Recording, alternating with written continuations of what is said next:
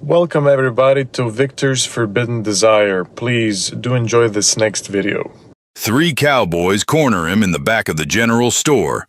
The leader sneers, calling him the sheriff's plaything, reaching to grab him and prove he has the right parts. Callum's hand moves to his knife, but before steel clears leather, a massive shadow swallows him whole. Sheriff Dane Keller stands there, 7 feet of barely controlled fury, his voice deadly calm as he asks if they just threatened what belongs to him.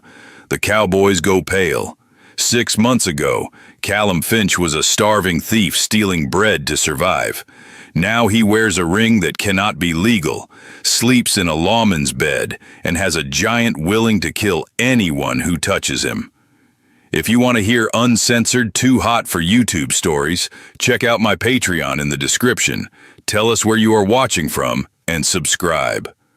Dust devils swirled through the main street of Redemption Falls as the afternoon sun beat down merciless and hot. Callum Finch crouched in the shadow between the livery stable and the grain mill, his stomach cramping with hunger so fierce it felt like claws tearing at his insides.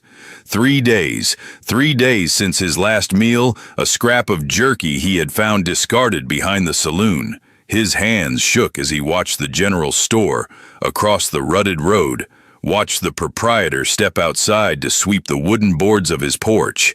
This was his chance. Maybe his only chance.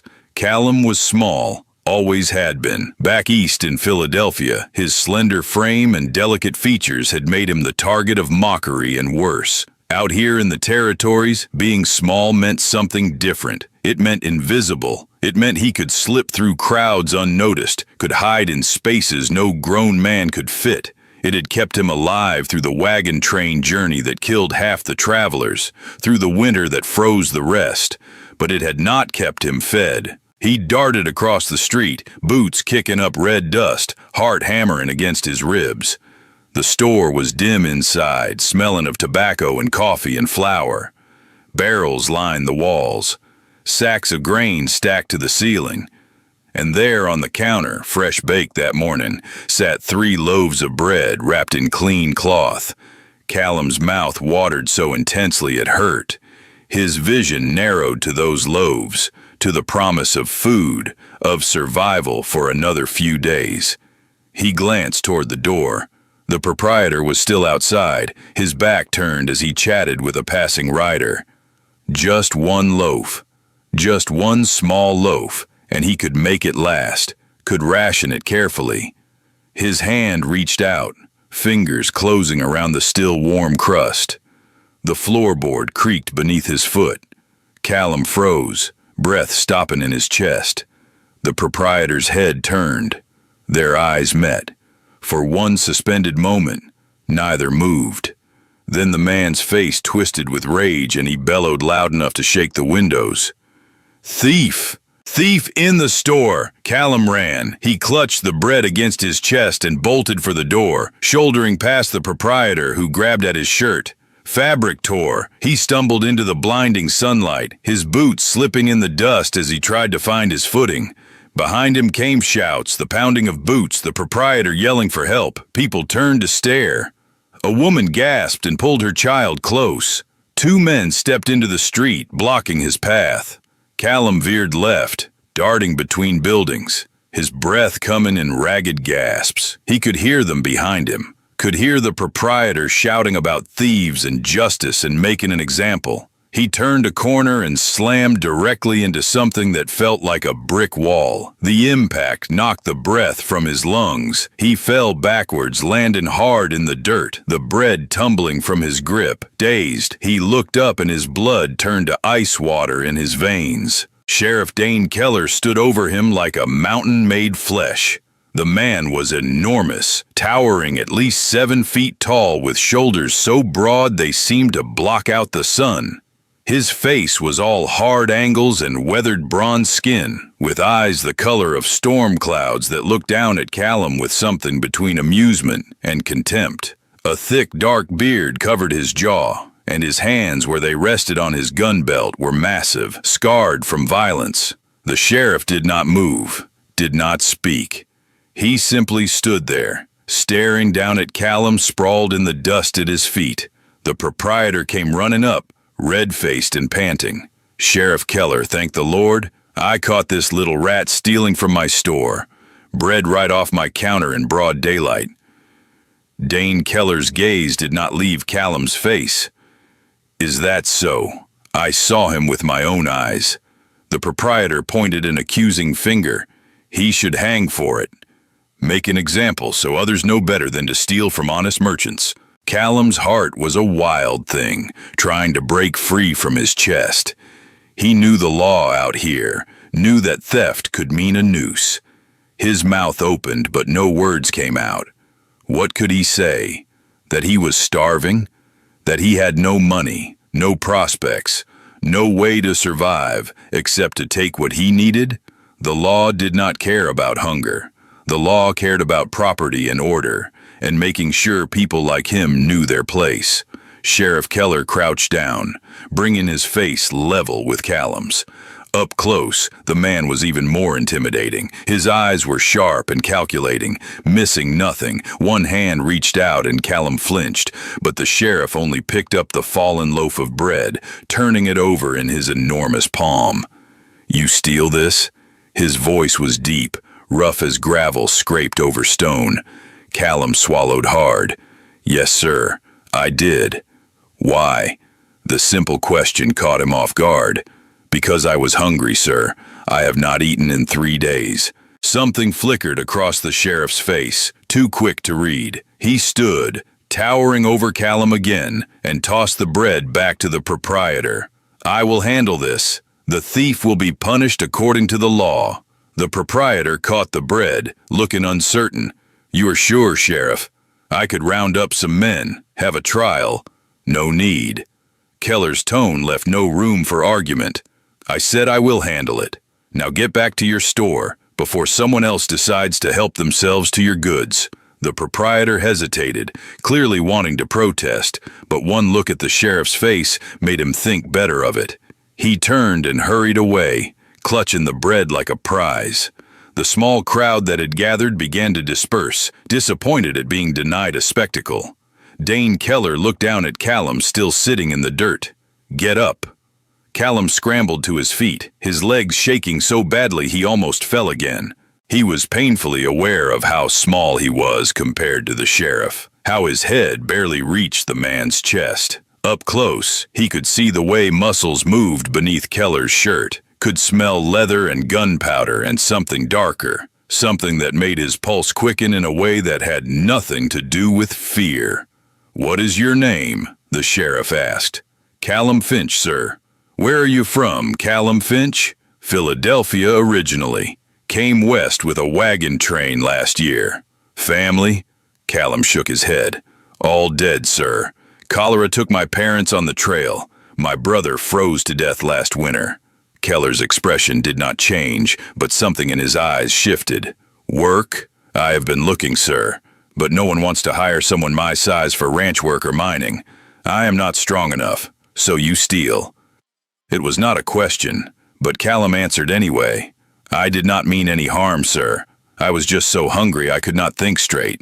The sheriff was silent for a long moment, studying him with that unsettling intensity. Then he reached out and grabbed Callum's arm, his grip like iron. "Come with me." Callum had no choice. The sheriff's hand was locked around his bicep, and being dragged along was better than being dragged across the ground. They walked through the town, people staring as they passed. Callum's face burned with shame. Everyone would know now. Everyone would see him being hauled to jail like a common criminal. The sheriff's office sat at the end of the main street, a squat stone building with barred windows and a heavy wooden door. Keller pushed it open and pulled Callum inside. The interior was sparse, just a desk covered in papers, a gun rack on the wall, and in the back, 3 iron cells with straw pallets on the floor. Dane Keller opened one of the cells and shoved Callum inside. The door clanged shut with a finality that made Callum's stomach drop. The sheriff turned the key in the lock, then stood there, arms crossed, looking at him through the bars. "Please," Callum heard himself say, Please, I am sorry. I will not do it again. Just let me go, and I will leave town. You will never see me again. Leaving town does not erase what you did. The sheriff's voice was calm, almost gentle, which somehow made it worse. You stole. That is a crime. Crimes have consequences. I know, sir, but I was desperate. I did not know what else to do. You could have asked for help, could have gone to the church, could have begged in the street. Instead, you chose to take what was not yours. Callum's throat tightened. I am sorry. Sorry does not feed the proprietor's family. Sorry does not maintain order in this town. The sheriff stepped closer to the bars, his massive frame filling Callum's entire field of vision. I am the law here. When someone breaks that law, it is my job to ensure they understand the price of their actions. Are you gonna hang me? Callum's voice came out as barely a whisper. Dane Keller smiled, and it was not a kind smile. No, I have something else in mind for you. He turned and walked back to his desk, leaving Callum alone in the cell. The young man sank down onto the straw pallet, his whole body shaking. Whatever punishment the sheriff had planned, it would not be merciful. Men like Dane Keller did not show mercy to thieves. Outside, the sun began its slow descent toward the horizon. Shadows stretched long across the stone floor. Callum wrapped his arms around himself and tried not to think about food, about freedom, about the massive sheriff and the cold promise in his eyes. Night fell thick and complete. No moon tonight, just stars scattered across the black sky like salt spilled on a table. The office grew dark except for the single lamp burning on the sheriff's desk, casting everything in shades of amber and shadow. Callum must have dozed because he woke to the sound of the cell door opening. He jerked upright, heart pounding, to find Dane Keller standing in the doorway. The lamplight behind him turned him into a silhouette, all broad shoulders and imposing height. Stand up, the sheriff ordered. Callum obeyed on instinct, his legs unsteady beneath him. Keller stepped into the cell and the space immediately felt too small, the air too close. The sheriff carried a canteen which he held out. Drink. Callum took it with trembling hands, uncorked it, and nearly sobbed at the taste of cool water. He had not realized how thirsty he was until that moment. He drank deeply, water spilling down his chin. Enough. Keller took the canteen back. When did you last eat? Besides stealing that bread. 3 days ago. A piece of jerky I found. The sheriff studied him in the dim light. You are skin and bones. How long have you been starving? Callum did not want to answer, did not want to admit how desperate things had become. But something about Keller's tone, the way he asked like he genuinely wanted to know, made the truth spill out. Since winter ended. I had some money saved from odd jobs, but it ran out a month ago. I have been trying to find work, but no one will hire me. Because you are small, yes sir. Because you are weak, yes sir. Dane Keller reached out and grabbed Callum's chin, tilting his face up toward the light. Callum's breath caught. The sheriff's hand was warm, calloused, impossibly large against his jaw. Those storm-gray eyes examined him with an intensity that made him feel stripped bare, like Keller could see straight through skin and bone to the desperate, frightened thing cowering inside. You were pretty, though. The words fell between them like stones into still water. For a man. Callum's face flamed hot. He tried to pull away, but the sheriff's grip tightened. Not enough to hurt, but enough to keep him still. That is why no one will hire you, Keller continued. You are too pretty, too delicate. Ranch hands would spend more time looking at you than working.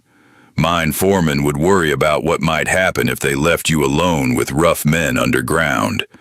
You are a distraction, a liability. I can work hard, Callum protested. I am stronger than I look. Are you? The sheriff's thumb brushed across his cheekbone, a gesture that felt too intimate, too deliberate. Prove it. What? Prove you can work hard. Prove you're not just a pretty face and a weak body. He released Callum's chin and stepped back. I will give you a choice. You can stay in this cell and face trial for theft. The town council will vote, and they will likely sentence you to 20 lashes and a month in jail. By the time you get out, you'll be so weak you will die before winter comes again. Callum's stomach twisted. What is the other choice? Work for me. The sheriff's expression was unreadable. I need someone to clean this office, tend my horse, run errands. The pay is room and board plus $2 a week. You do the work properly and I will forget about the theft. You try to run or you slack off and I will hunt you down and make that trial look merciful by comparison. It was not really a choice. Callum knew that. But at least it was a chance. A slim hope of survival. I will work for you. Good. Dane Keller turned toward the door. Then let us start now. Follow me. Callum followed the sheriff out of the cell, through the office, and out into the cool night air. Behind the building sat a small cabin, barely more than a shack with a single room and a stone fireplace. Keller pushed open the door and struck a match, lighting a lamp that revealed a sparse interior. A large bed took up most of the space, covered in rough blankets, a small table and 2 chairs, a trunk in the corner. That was all. This is where I sleep, the sheriff said. You will sleep here too. Callum's pulse spiked. Where exactly? Keller pointed to a spot on the floor near the fireplace. Make yourself a pallet from those extra blankets in the trunk. It will be warmer than the cell. Relief flooded through him, quickly followed by shame at what he had been thinking. Of course the sheriff meant the floor. What else would he have meant? Dane Keller walked to the fireplace and began building a fire with practiced efficiency. The kindling caught quickly, flames licking up around the larger logs. Soon warmth began to fill the small space. The sheriff straightened and turned to face Callum. You will wake at dawn. Your first task is to fetch water from the well and start coffee. Then you will sweep out the office and tend to my horse. After that, I will give you a list of errands to run. You eat when I eat. You sleep when I allow it. You do not leave this property without my permission. Understood? Yes, sir. If you do good work, we will get along fine. If you disappoint me, you will regret it. Keller's eyes held that cold promise again. I do not tolerate laziness or disobedience. I understand, sir. Good. Now make your bed and get some sleep. Tomorrow will be a long day. Callum went to the trunk and pulled out the spare blankets. His hands still shaking slightly, he spread them on the floor near the fire, creating a makeshift pallet. It was not much, but it was softer than the cell floor and infinitely better than sleeping in an alley. He lay down, pulling one blanket over himself. The fire crackled softly. Above him, he heard the creak of the bed as Sheriff Keller settled in for the night. The sound of the man's breathing filled the cabin, deep and steady. Callum stared at the ceiling, watching shadows dance across the rough wooden beams. His stomach still ached with hunger, but at least he had water and shelter now. At least he had a chance. He tried not to think about how small the cabin was, how aware he was of the massive man lying just a few feet away. Tried not to wonder what would happen if he failed to meet Keller's expectations. The sheriff had made it clear he did not tolerate disappointment.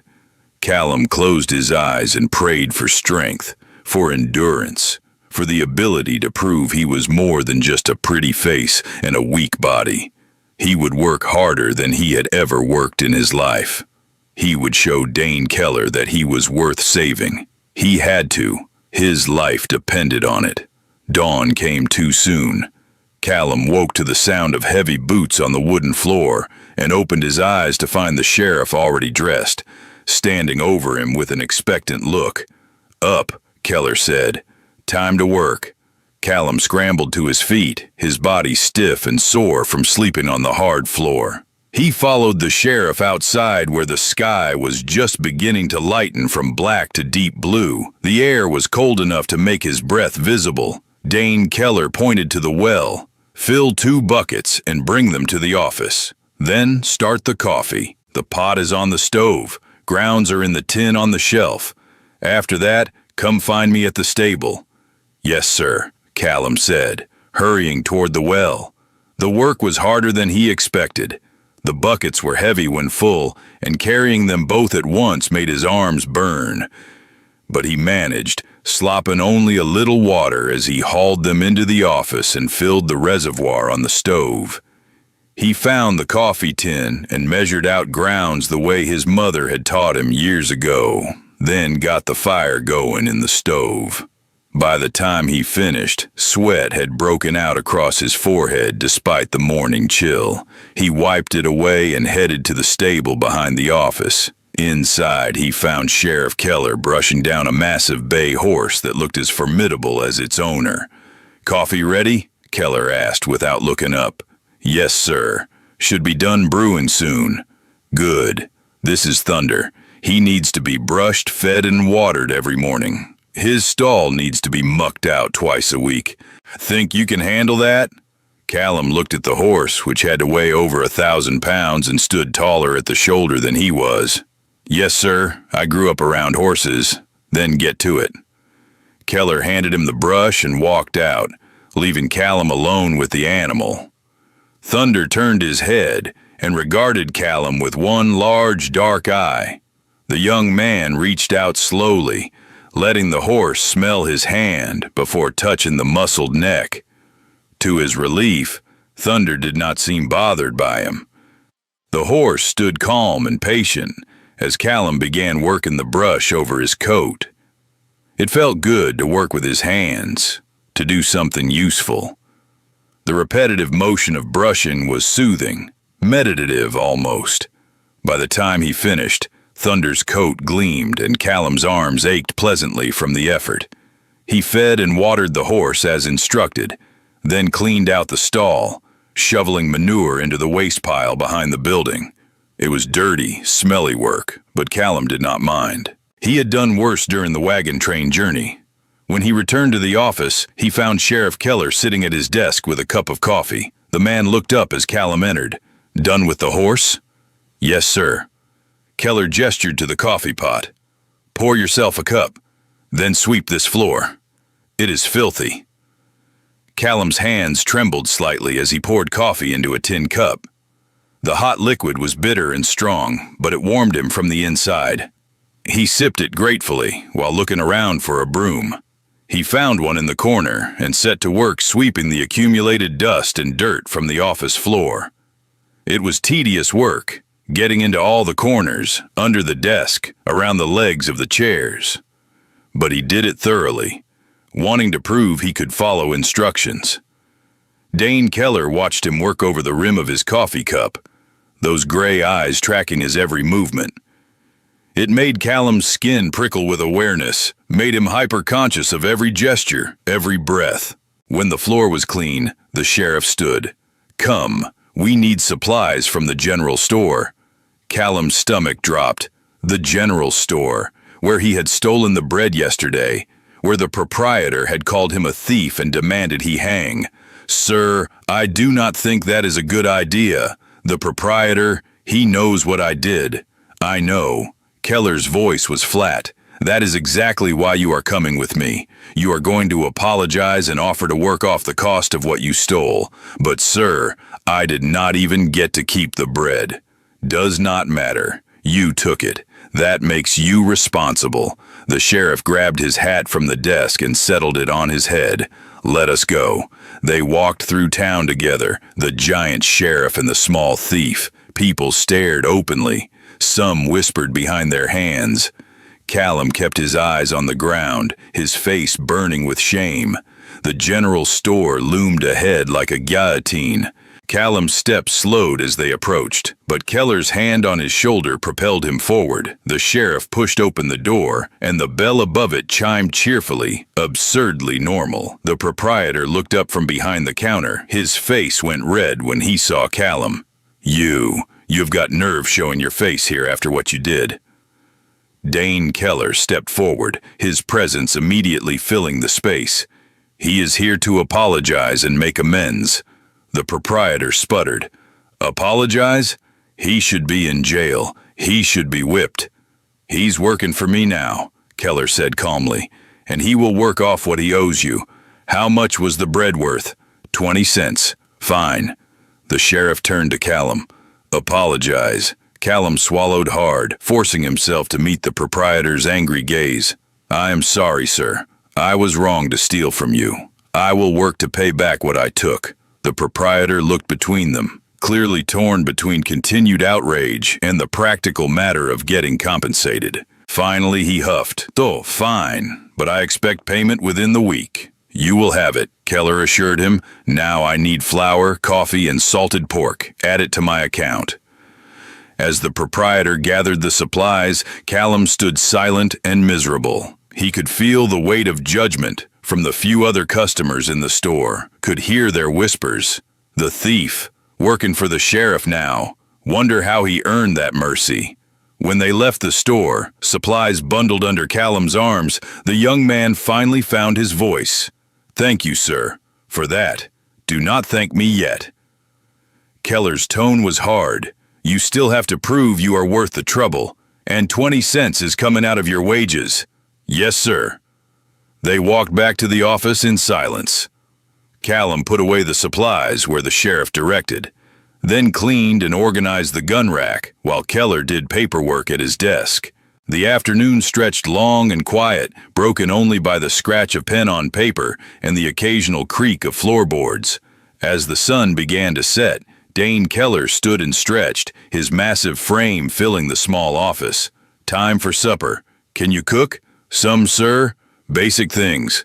"Good enough. There's a pot and ingredients in the cabin. Make us something to eat." Callum hurried to the cabin and found the pot along with vegetables, dried meat, and some beans. He built up the fire and got water heating, then began chopping vegetables. His mother had taught him to make a decent stew, and he fell into the familiar rhythm of preparation. By the time the sheriff entered the cabin, the stew was bubbling over the fire, filling the small space with savory smells. Keller inhaled deeply, then nodded approval. "Smells good." They ate in silence, Callum sitting at the small table while Dane sprawled in the chair across from him. The stew was simple but hearty, and Callum tried not to wolf it down too quickly, despite his desperate hunger. He forced himself to eat slowly, to show he had manners, that he was civilized despite his recent actions. The sheriff finished first and leaned back in his chair, studying Callum across the table. "You did well today, kept up with the work, did not complain." "Thank you, sir. Do not get comfortable. Today was easy. Tomorrow I will work you harder." Callum nodded, his stomach full for the first time in days, exhaustion creeping through his limbs. He cleaned up the dishes while Keller sat by the fire, whittling a piece of wood with a knife. The domestic scene felt surreal, almost peaceful. When the dishes were done, Callum returned to his pallet on the floor. He lay down and closed his eyes, listening to the crackling fire and the soft scrape of blade on wood.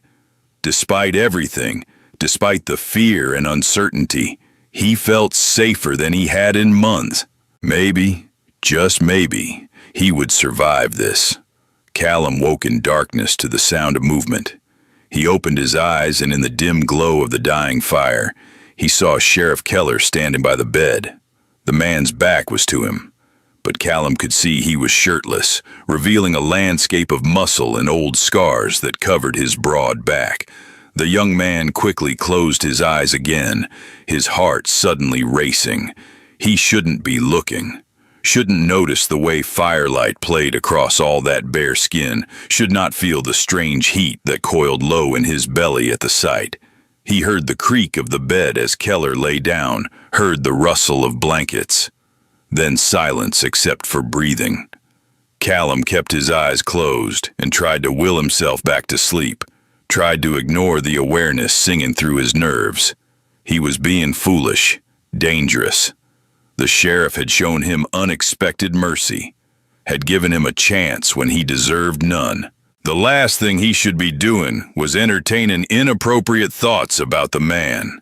But unbidden, his mind conjured the image of those massive hands, remembered how one had felt gripping his chin, remembered the way Keller had looked at him and called him pretty. Callum bit his lip hard and turned his face toward the wall. This was wrong. He needed to stop this line of thinking immediately, before it got him into more trouble than theft ever could. Eventually, exhaustion pulled him back under. When he woke again, it was to gray dawn light and an empty cabin. The sheriff was already gone. The days began to blur together into a routine. Wake at dawn, fetch water, make coffee, tend the horse, clean the office, run errands, do whatever tasks the sheriff assigned, cook supper, sleep on the floor by the fire. Callum grew stronger despite the hard work, or perhaps because of it. The constant physical labor put muscle on his thin frame. His hands developed calluses. He moved with more confidence, no longer flinching at every loud noise or sudden movement. And slowly, so slowly he almost did not notice at first, Sheriff Dane Keller began to soften toward him. Not in any obvious way. The man was still gruff, still demanding, still quick to point out when Callum made a mistake. But there were small changes. A nod of approval when Callum finished a task well, an extra portion at supper, a blanket added to his pallet when the nights grew cold. Callum found himself looking forward to their evening meals together, to the quiet companionship of sitting across the table from the massive sheriff. He began to notice things. The way Keller's eyes crinkled slightly when he was amused, even though he rarely smiled. The habit he had of rolling his shoulders to work out tension after long hours at his desk. The unconscious grace with which he moved despite his size. Dangerous observations. Callum knew he was treading on precarious ground, but he could not seem to help himself. One evening, nearly 3 weeks into his employment, Callum was washing dishes when he felt eyes on him. He glanced over his shoulder to find the sheriff watching him from his chair by the fire. Their gazes locked and held, and something electric passed between them. "You have filled out," Keller said quietly. "Not so skinny anymore." Callum's mouth went dry. "The food helps, sir." "Yes." The sheriff stood and walked over, each step deliberate. He stopped close, too close, towering over Callum. The young man had to tilt his head back to maintain eye contact. "You work hard," Keller continued. "Harder than I expected when I first saw you. Harder than most men twice your size." "I do my best, sir." The sheriff reached out and Callum froze, but Keller only pushed a strand of hair back from his face, a gentle gesture that made Callum's breath catch. "You're still too pretty," the sheriff said, his voice gone rough, still a distraction. "I am sorry, sir. I do not mean to be." "I know." Dane Keller's hand moved to cup Callum's face, thumb brushing across his cheekbone in an echo of that first night in the cell. "That is what makes it worse." Callum could not breathe, could not think. His whole world narrowed to the warmth of that massive hand against his skin, to the intensity in those storm-gray eyes. He should pull away, should step back and remind them both of the proper distance between employer and employee, between sheriff and former thief. But he did not move, could not move. "Sir," he whispered, not even sure what he was asking for. Dane Keller stared at him for a long moment. Then he dropped his hand and turned away, walking back to the fire. "Get some sleep. Tomorrow we have a long ride ahead. There's trouble at one of the outlying ranches." "Yes, sir," Callum managed, his voice unsteady. He finished the dishes on shaking hands, then retreated to his pallet. But sleep was a long time coming. He lay awake listening to the sheriff move around the cabin, preparing for bed, finally settling in with a heavy sigh. The air felt charged, electric with something unspoken and dangerous. Callum pulled the blanket over his head and tried to ignore the ache building in his chest, the want that he had no right to feel. This could not continue. He was playing with fire, and eventually he would get burned. But even knowing that, he could not make himself stop. The ride to the outlying ranch took most of the morning. Callum sat behind Sheriff Keller on Thunder, his arms wrapped around the man's waist for balance. It was necessary, practical, but it made him hyper-aware of every shift of muscle beneath his hands, of the solid warmth radiating through Keller's shirt. The sheriff seemed unbothered by the contact, guiding the horse with easy competence through rocky terrain and across dry creek beds. Callum tried to focus on the landscape, on anything except how good it felt to be pressed against all that strength. They arrived at the ranch to find the owner, a grizzled man named Henderson, arguing with 3 riders. The situation was tense, hands hovering near guns, voices raised in anger over disputed water rights. Dane Keller dismounted and strode into the middle of the argument with the calm authority of a man who expected to be obeyed. Enough. I will hear both sides and make a judgment. It took hours to sort out. Callum sat in the shade of a cottonwood tree and watched the sheriff work. Keller listened to each man's grievance with patience, asked pointed questions, examined the land deeds and water charts they produced. When he finally made his ruling, splitting the water access fairly between the ranches, even the losing party accepted it with grudging respect. This was what made Dane Keller a good sheriff, Callum realized. Not just his size and strength, but his fairness. His unwillingness to be swayed by bribes or bullying.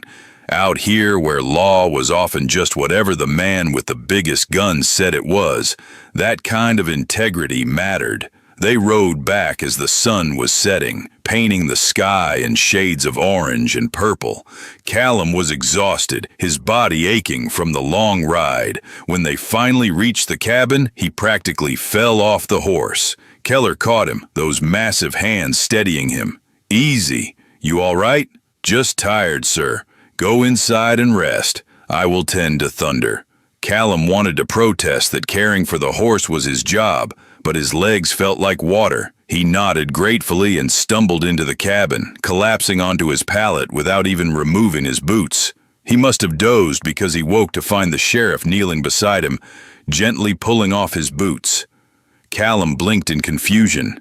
"You were asleep," Keller explained, his voice soft. "Did not want you sleeping in dirty boots." "Thank you, sir." The sheriff set the boots aside and stood. "There is leftover stew if you're hungry." Callum sat up slowly. "Maybe in a bit. I feel like I could sleep for a week. You did good today." Keller looked down at him, firelight casting shadows across his face. "You did not complain, did not slow me down. Most men would have been whining after the first hour of riding. I did not want to disappoint you, sir." Something shifted in Keller's expression. "You could not. Not anymore." Before Callum could ask what he meant, the sheriff walked away. But the words stayed with him, warm and precious as gold. The following week brought a heat wave that turned the town into an oven. The sun beat down merciless and relentless, baking the earth until it cracked. Callum worked through it, fetching water until his arms ached, tending Thunder in the stifling heat of the stable, running errands that left him drenched in sweat. Sheriff Keller seemed unbothered by the temperature, moving through his duties with the same steady competence as always. But Callum noticed the way his eyes tracked him, noticed how the sheriff always made sure he drank enough water, always checked that he was not pushing himself too hard. One afternoon, Callum was chopping wood behind the cabin when dizziness suddenly washed over him. The world tilted sideways and he stumbled, the axe falling from his grip. Strong hands caught him before he hit the ground. Inside now. Keller's voice was sharp with concern. The sheriff half carried him into the cabin and deposited him on the bed, not the pallet on the floor, but the actual bed. He brought cool water and a damp cloth, pressing it to Callum's forehead. "I am sorry, sir," Callum mumbled. "I did not mean to be weak." "You are not weak, you are overheated." The sheriff's hands were gentle as he unbuttoned Callum's shirt, peeling away the sweat-soaked fabric. "Lie still and cool down." Callum wanted to protest, but the bed was soft, and the cool cloth felt like heaven against his burning skin. He closed his eyes and let himself drift, aware of Dane Keller sitting beside him, one massive hand resting on his shoulder as if anchoring him. When he woke, the sun had set, and the cabin was dark except for firelight. He was still in the bed, covered with a light sheet. His shirt was gone, leaving him bare from the waist up. Heat flooded his face that had nothing to do with the weather. Sheriff Keller sat in the chair by the fire, whittling as usual. He looked up when Callum stirred. "How do you feel?" "Better, sir. I'm sorry for collapsing like that. You worked too hard." The sheriff set down his knife and wood. "You do not have to prove yourself anymore. I already know your worth." The words hit Callum square in the chest, warming him from the inside. "Do you, sir?" "Yes."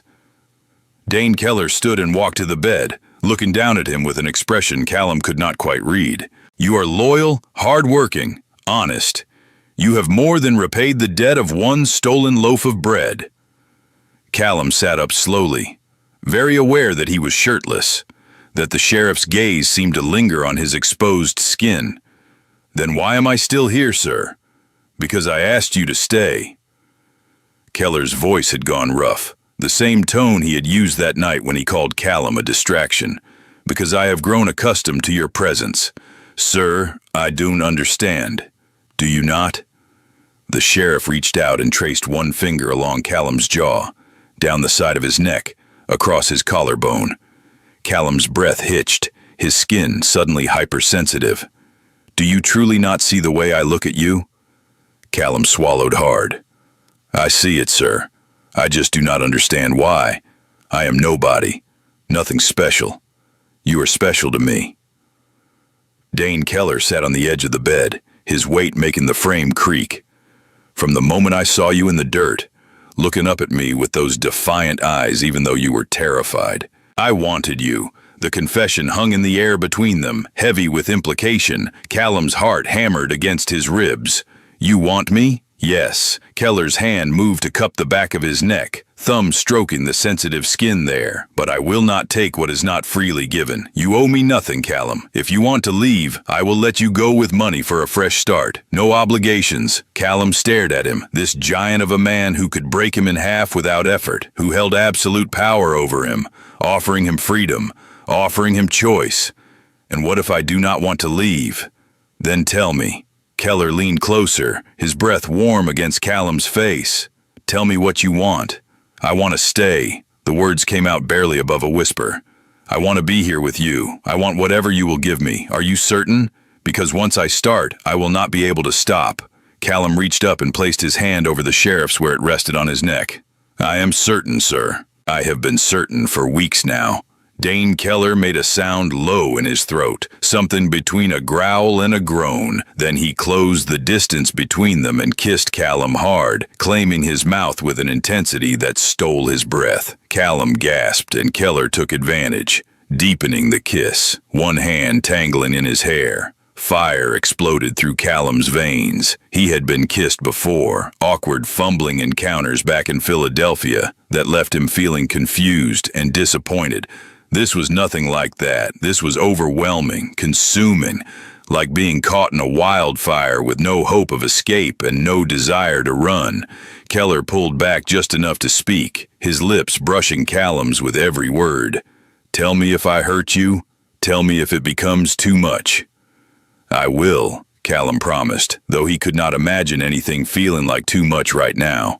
The sheriff kissed him again, slower this time, thorough and deliberate. His hands mapped Callum's bare chest, tracing the shape of ribs, the plane of his stomach, learning him by touch. Callum trembled beneath the attention, overwhelmed by sensation. When Keller's fingers found the waistband of his trousers, Callum's breath stuttered. The sheriff paused, searching his face. "Yes, yes," Callum breathed. "Please." Dane Keller unfastened his trousers with practiced ease and slid them down, leaving Callum completely exposed. The young man fought the urge to cover himself, to hide from that intense gray gaze. Instead, he lay still and let himself be seen, let Keller look his fill. "Beautiful," the sheriff murmured. "So damn beautiful." He stood and began removing his own clothes, revealing inch after inch of scarred, muscled flesh. Callum could not look away, drinking in the sight of all that raw, masculine power. When Keller was finally bare, Callum's eyes went wide at the sheer size of him, at the evidence of his need standing proud and heavy, his entire powerful form on display. Fear flickered through him. The sheriff was enormous everywhere, and Callum was small. This was going to hurt. It had to hurt. Keller saw the fear and climbed onto the bed, caging Callum beneath him. "I will be careful. I will go slow. I will make it good for you." "I trust you," Callum said, and meant it. The sheriff kissed him again, gentler now, soothing. His hands stroked over Callum's body, finding all the sensitive places, learning what made him gasp and arch. When he finally reached between Callum's legs, touching him with those enormous, calloused hands, Callum cried out at the pleasure that shot through him like lightning. Keller worked him with skill and patience, bringing him to the edge again and again, but never letting him fall over. Callum writhed beneath him, desperate and aching, reduced to begging. "Please, sir, please, I need it. Not yet." The sheriff's voice was rough with his own need. "Not until you are ready." He reached for something on the bedside table and Callum heard the clink of a glass bottle. Then there was slick coolness between his legs, fingers pressing against him in a place that made him tense. "Relax," Keller murmured against his ear. "Let me in." Callum tried to relax, tried to breathe through the strange sensation of being opened. One finger slid inside, thick and intrusive, and he gasped at the burn. The sheriff paused, letting him adjust, then began to move, working that finger in and out with maddening slowness. It hurt, but beneath the hurt was something else, something that made Callum's breath come faster. When Keller added a second finger, stretching him wider, he moaned and pushed back against the intrusion. "That is it," the sheriff praised. "Take it.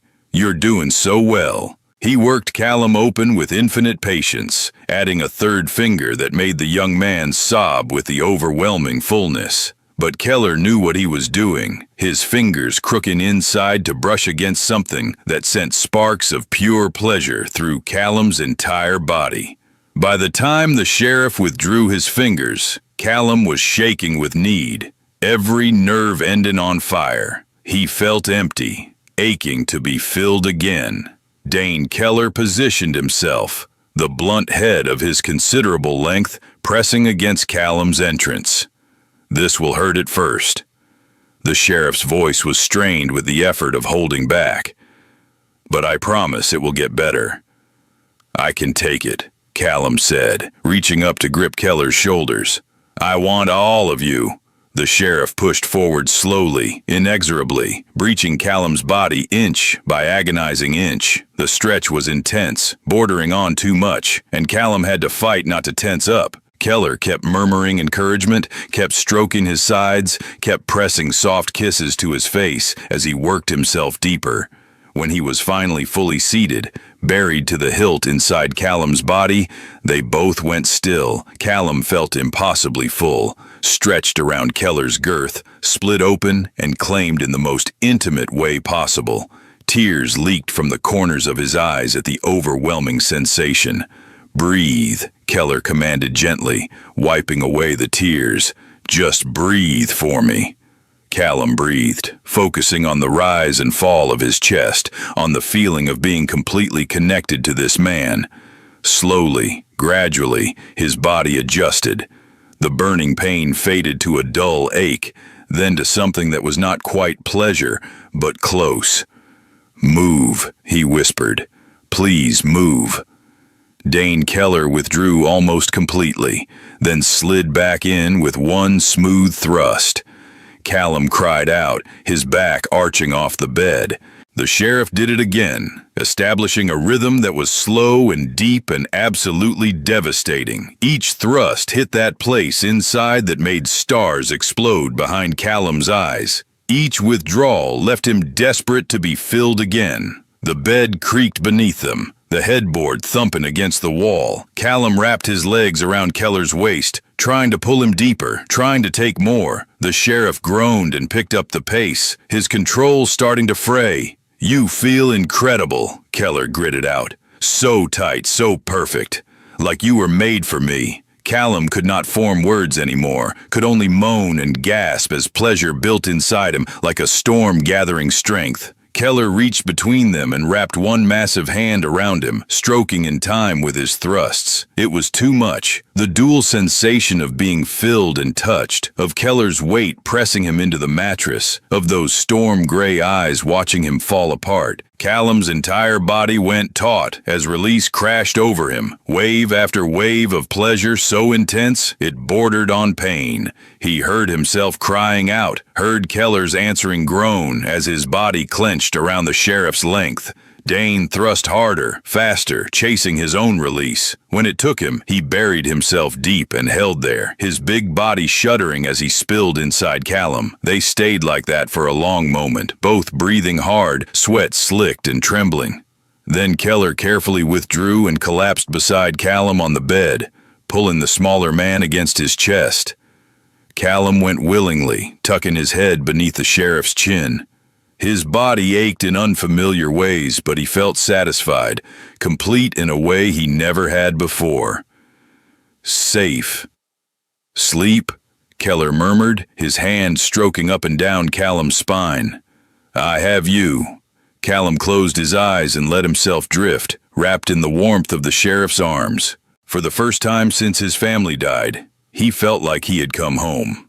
The next morning, Callum woke slowly to the feeling of lips on his shoulder. He smiled without opening his eyes, stretching like a cat in the sunlight. Dane Keller chuckled, the sound vibrating through his chest where Callum was pressed against him. Good morning, the sheriff said. Callum opened his eyes to find himself still in bed, still naked, still wrapped around Keller like a vine. Morning, sir, just Dane. When we are like this, call me Dane. The intimacy of the request made Callum's chest feel tight. Dane, he repeated, testing the name on his tongue. It suits you. The sheriff kissed him, morning breath and all, lazy and sweet. When he pulled back, his expression was serious. No regrets, none, Callum said firmly. You, not a single one. Dane ran his hand through Callum's hair, combing out the tangles with his fingers. But we should talk about what this means. Callum's stomach clenched with sudden fear. What do you want it to mean? I want you to stay. Not as my employee, not as someone working off a debt. I want you to stay as mine. The possessiveness in his tone should have frightened Callum. Instead, it made him feel warm, wanted, claimed. I am already yours. Then I want it official. Dane's gray eyes were intense.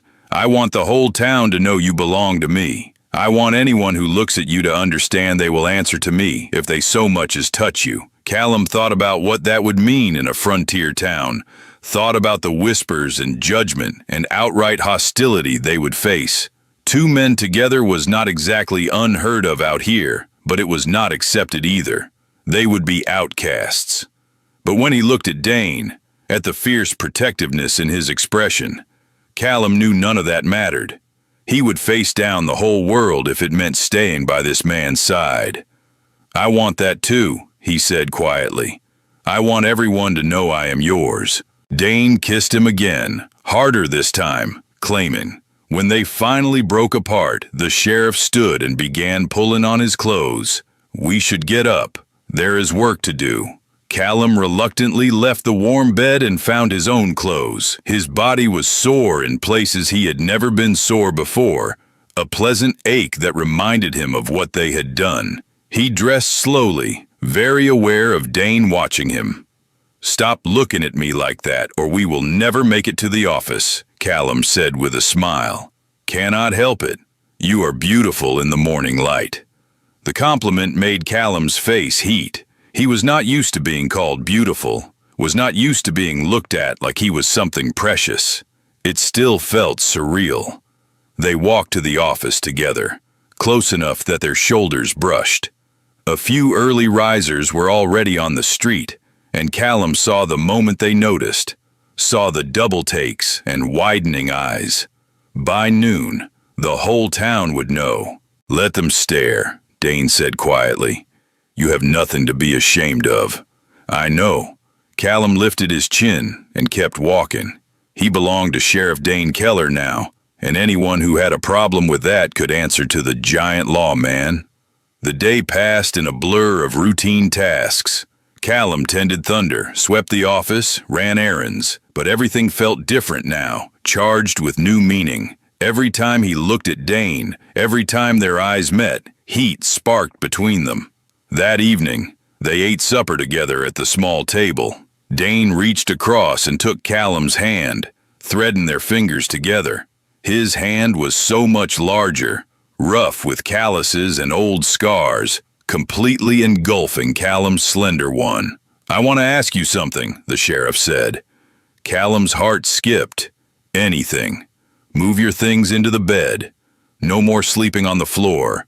Sleep beside me from now on." Relief and joy flooded through Callum. "I thought you would never ask." That night, they lay together in the bed that had seemed too large for one person, but was perfect for two. Dane held Callum close, one arm wrapped around his waist, keeping him tucked against his broad chest. Outside, the wind whispered through the prairie grass. Inside, for the first time in longer than Callum could remember, everything was right. Over the following weeks, they fell into a new rhythm. Callum continued his duties during the day, but now he slept in Dane's arms at night. They made love often, sometimes slow and gentle, sometimes fast and desperate. Callum learned the map of Dane's body, learned what made the big man groan, learned how to take all of him without pain. The town talked, of course. Whispers followed Callum wherever he went. Some people were scandalized, others were merely curious, a few were outright hostile. But whenever anyone got too bold with their disapproval, one look from Sheriff Keller was enough to silence them. One afternoon, Callum was at the general store buying supplies when three cowboys cornered him near the back. The leader, a big brute named Jackson, sneered down at him. "Heard you are the sheriff's little plaything now," Jackson said. "Must be nice, warm in his bed instead of doing real work." Callum kept his expression neutral. "I work plenty hard. Now, if you will excuse me." He tried to step around them, but Jackson blocked his path. "Not so fast. We are just curious what a man sees in someone like you. You are prettier than most women. Makes a fellow wonder if you got the right parts." Anger flared in Callum's chest, but he kept his voice level. "That is none of your concern. Maybe we should find out for ourselves." Jackson reached for him, and Callum jerked back, his hand going to the small knife he now carried at his belt. But before he could draw it, a massive shadow fell over all of them. Sheriff Dane Keller loomed behind the cowboys, his expression carved from stone. His voice when he spoke was calm, almost conversational, which somehow made it more terrifying. "Did I just hear you threaten what belongs to me?" Jackson went pale. "No, Sheriff, we were just talking." Sounded like more than talking. Dane stepped closer, using his size to intimidate. "Sounded like you were about to lay hands on him." "It was just a joke, sir." "I am not laughing." Dane's hand rested on his gun, and neither is he. "Apologize." The three cowboys practically fell over themselves apologizing. Callum accepted with a curt nod, his heart still racing. Dane jerked his head toward the door, and the men fled. The sheriff turned to Callum, his expression softening. "You all right?" "I'm fine. Thank you for intervening." Dane cupped his face gently.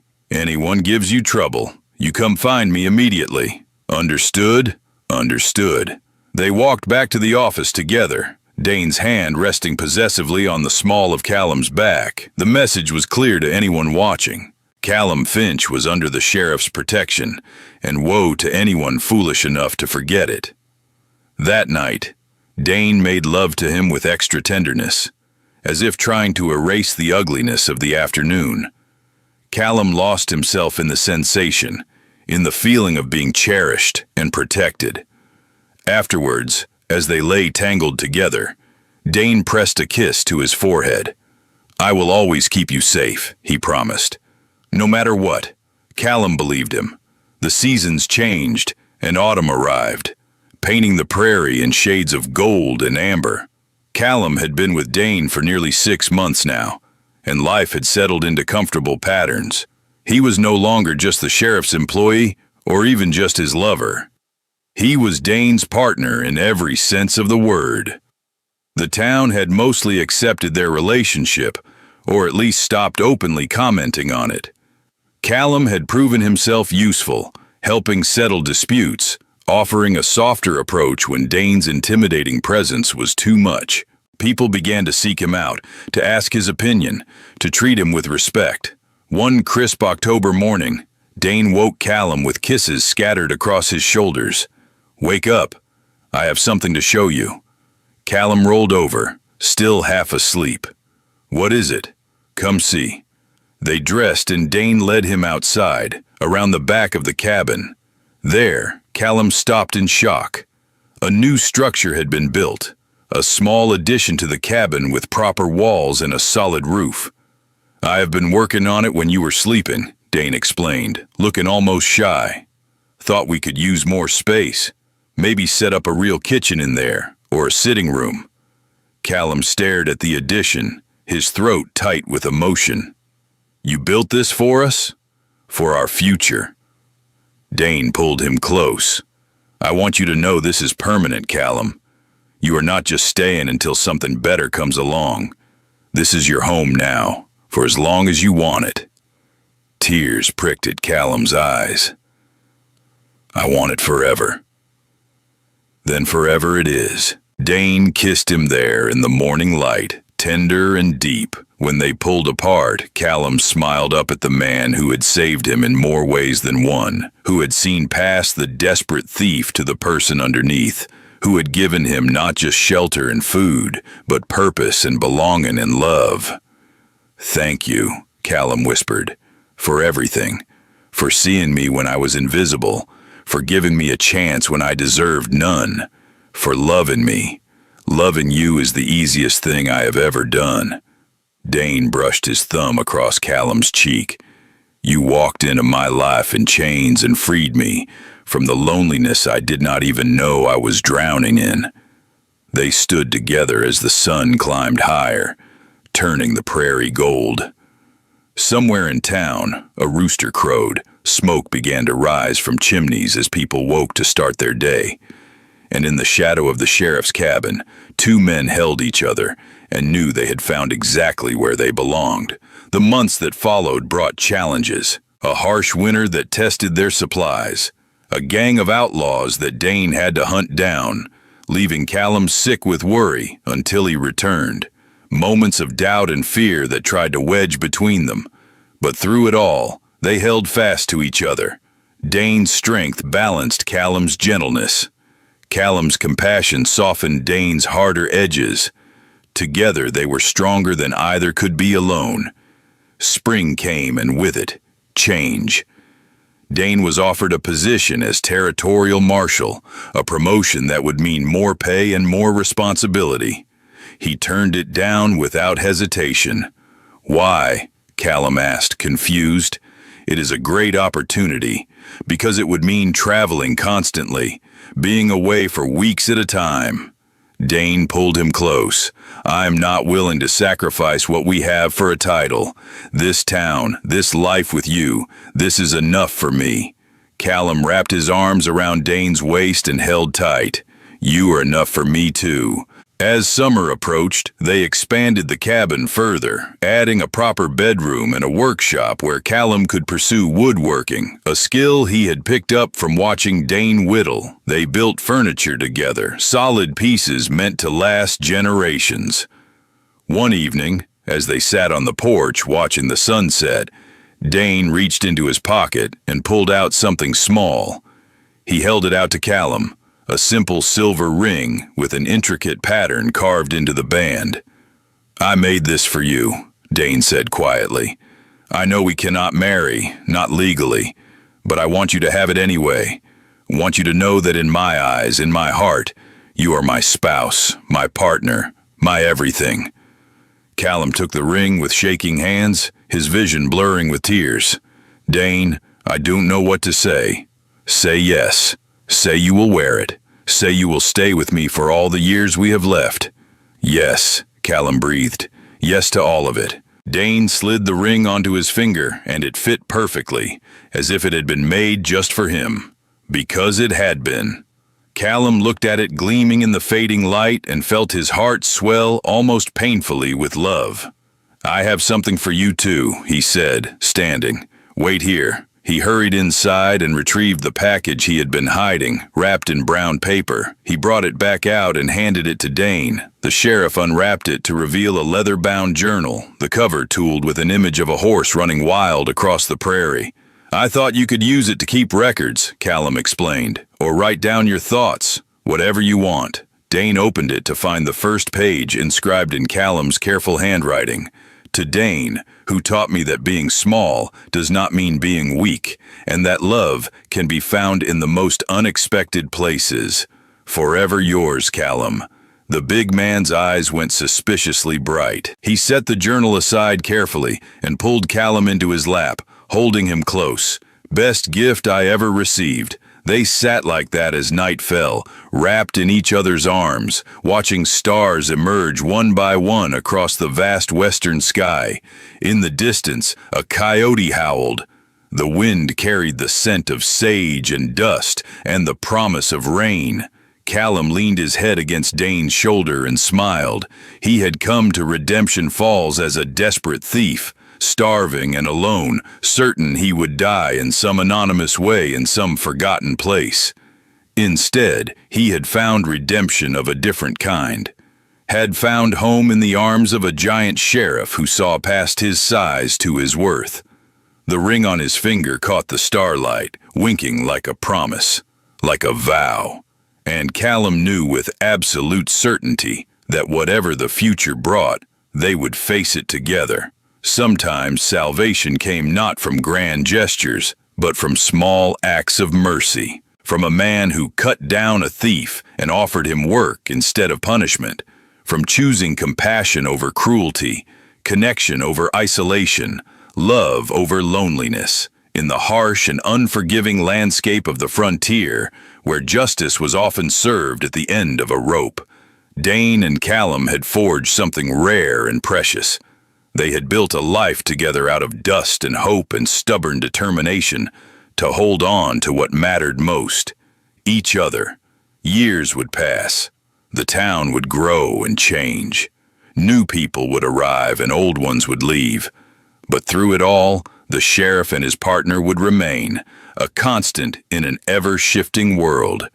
They would grow old together, their love deepening with each passing season. And on quiet evenings, when the work was done and the world was still, they would sit on their porch and watch the sunset paint the prairie in gold. Dane's hand would find Callum's, their fingers intertwining, the silver ring gleaming between them, two souls who had found each other in the darkness, two hearts that beat as one, two lives woven together so completely that neither could imagine existing apart. This was their story, their redemption, their forever. And it all began with one desperate act of theft, one moment of unexpected mercy, and the choice to see the person beneath the crime, to offer a hand instead of a noose, to choose love when hate would have been easier. In the end, that choice saved them both. The prairie wind whispered through the grass, carrying their story across the vast open spaces. A tale of justice tempered with compassion, of strength balanced by gentleness, of two men who defied expectations and built something beautiful in the process. And every night, as they lay in each other's arms beneath the western stars, they gave thanks for the twisted path that brought them together, for the hunger that led to theft, for the sheriff who chose mercy, for the love that bloomed in the most unlikely of places. Their forever had been forged in those early desperate days, tested by hardship and proven unbreakable. And as long as they drew breath, they would stand side by side, facing whatever came next. Together, always together. Thank you for journeying with us through this tale of the Wild West, where love conquered judgment and two hearts found their home in each other. If this story touched you, if it reminded you that redemption can be found in unexpected places and love knows no boundaries, then share it with others who need to hear it. Subscribe to the channel for more stories of courage, passion, and the enduring power of choosing compassion over cruelty. Tell us in the comments where you are listening from, and remember that sometimes the greatest adventures begin with the smallest acts of kindness. May you find your own redemption, your own forever, in whatever form it takes. Until the next story, friend, may your trails be clear and your heart be full.